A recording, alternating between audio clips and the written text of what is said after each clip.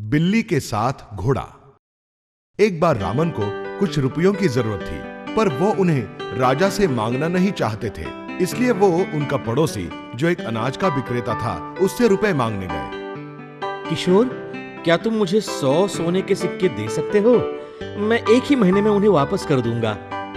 जरूर रामन, ये लीजिए 100 सोने के सिक्के।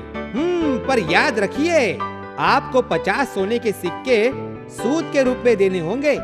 अगर एक महीने में आप सोने के सिक्के वापस नहीं करेंगे तो आपको अपने घोड़े को बेचना होगा, और घोड़े की बिक्री करके जो भी रकम प्राप्त होगी उसे मुझे देना होगा। जरूर, जैसा तुम चाहते हो किशोर। एक महीने के बाद रामन सूद के साथ रुपये वापस नहीं कर सके। किशोर रामन के घर गया। आप रकम वापस नहीं कर पाए। अब आपको घोड़े की बिक्री करनी होगी। और हाँ, एक बात याद रखिए, आपके घोड़े की बिक्री से जो भी पैसे मिलते हैं वो आपको मुझे देने होंगे। किशोर जानता था कि घोड़े की बिक्री से 300 से अधिक सोने के सिक्के मिल सकते हैं। ठीक है, मैंने जैसा वचन दिया है वैसे ही करूंगा। वो और किशोर घोड़े को लेकर बाजार में गए।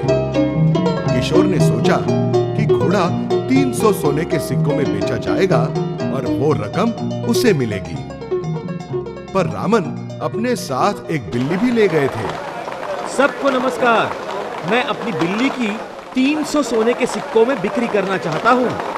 जो व्यक्ति इस बिल्ली को खरीदेगा उसे यह खूबसूरत घोड़ा सिर्फ एक ही सोने के सिक्के में मिलेगा।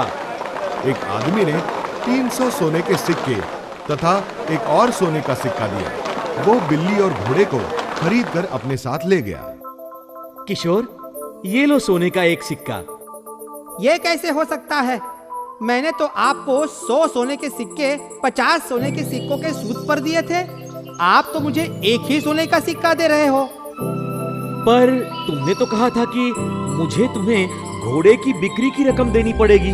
तुमने खुद देखा कि मैंने घोड़े को एक सोने के सिक्के के बदले बेच दिया। रामन की चाल किशोर की समझ में आ गई। उसने गिड़गिड़ाते हुए कहा, रामन जी, कम से कम मुझे मेरे 100 सोने के सिक्के तो दीजिए।